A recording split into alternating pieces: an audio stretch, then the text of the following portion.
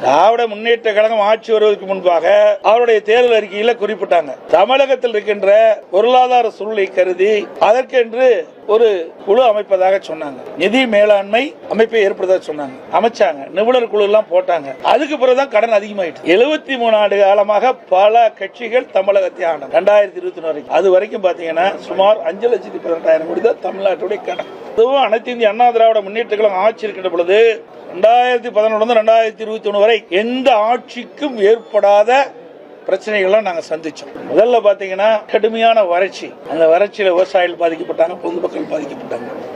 அதை சரி செஞ்சோம்.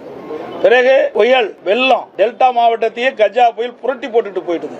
அதோட தானே புயல், வர்தா புயல் என்று பல புயல்கள் 10 ஆண்டுல அதிமுக ஆட்சி சந்திச்சது. அதையெல்லாம் சரி செய்தோம் அதிமுக ஆட்சி.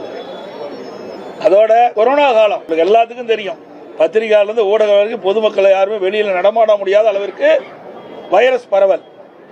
அப்படிப்பட்ட கொரோனா காலத்துல ஒரு ஆண்டு அரசுக்கு வர வேண்டிய வரி வருவாயில எதுவுமே இல்லை. அப்ப கூட ஒரு சிறப்பான ஆட்சி கொடுத்தோம். கொரோனாவுக்கு 40,000 கோடி செலவு செஞ்சோம்.